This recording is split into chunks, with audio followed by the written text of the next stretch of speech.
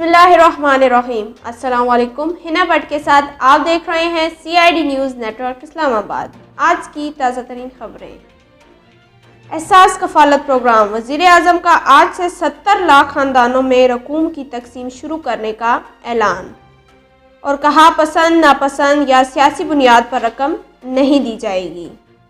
تفصیلات کے مطابق احساس کفالت پروگرام کی تقریب میں وزیر اعظم عمران خان نے مستحقین سے گفتگو کرتے ہوئے کہا کہ ہم تمام مستحقین کو ہیلتھ کارڈ دیں گے اور احساس کفالت پروگرام کے تحت مستحقین کو ادائیگی جاری رہے گی۔ وزیر اعظم کا کہنا تھا کہ حکومت کا فرض ہے کہ پسماندہ طبقے کی مدد کرے۔ اخوت ادارے کے ساتھ مل کر مستحقین کو چھت فراہم کریں گے، جبکہ مستحقین کو گھر روزگار کے مواقع کے لیے مدد کریں گے۔ سرکاری ملازمین کا احتجاج کس کی ایما پر ہوا؟ شیخ رشید کا بڑا انکشاف۔ اسلام آباد پاکستان سیکریٹریٹ ملازمین کے دھرنے کے پیچھے کون سے عوامل کار فرما ہیں؟ وفاقی وزیر داخلہ شیخ رشید نے بڑا انکشاف کیا ہے۔ تفصیلات کے مطابق نجی ٹی وی کے انٹرویو میں وزیر داخلہ شیخ رشید نے کہا کہ اسلام آباد میں دھرنا دینے والوں سے بات چیت طے ہو چکی تھی۔ مذاکرات میں طے کیا گیا تھا کہ تنخواہوں اور دیگر مراعات میں اضافہ صرف 16 گریڈ کے ملازمین کا کیا جائے گا۔ احتجاجی مظاہرین اب معاملے کو 22 گریڈ تک لے گئے ہیں۔ سیکریٹریٹ میدان جنگ بن گیا، پولیس اور سرکاری ملازمین میں شدید جھڑپیں۔ اسلام آباد اہم وزارتوں کا مرکز پاکستان سیکریٹریٹ سرکاری ملازمین اور پولیس کے درمیان جھڑپوں کے باعث میدان جنگ بن گیا ہے۔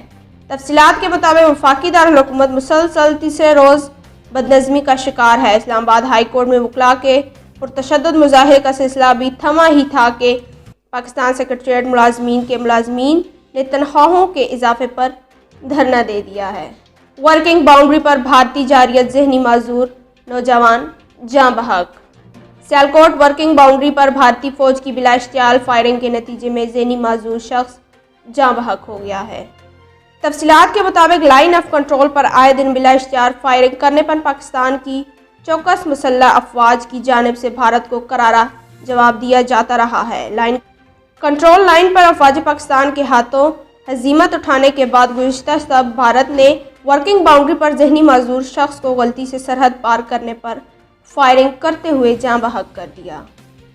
زمینوں کی غیر قانونی الاٹمنٹ اور کرپشن، سہیل انور سیال کے خلاف جاری انکوائری میں اہم پیش رفت۔ کراچی صوبائی وزیر سہیل انور سیال کے خلاف جاری انکوائری کو انویسٹیگیشن میں تبدیل کر دیا۔ نیب پروسیکیوٹر نے عدالت سے انویسٹیگیشن مکمل کرنے کے لیے مہلت طلب کر لی۔ تفصیلات کے مطابق سندھ ہائی کورٹ میں صوبائی وزیر سہیل انور سیال اور دیگر کی درخواست ضمانت پر سماعت ہوئی۔ صوبائی وزیر سہیل انور سیال، جمیل سومرو دیگر ملزمان عدالت میں پیش ہوئے۔ کم دھیاڑی کیوں دی؟ شاگرد کے ہاتھوں استاد کا لرزاں خیز قتل۔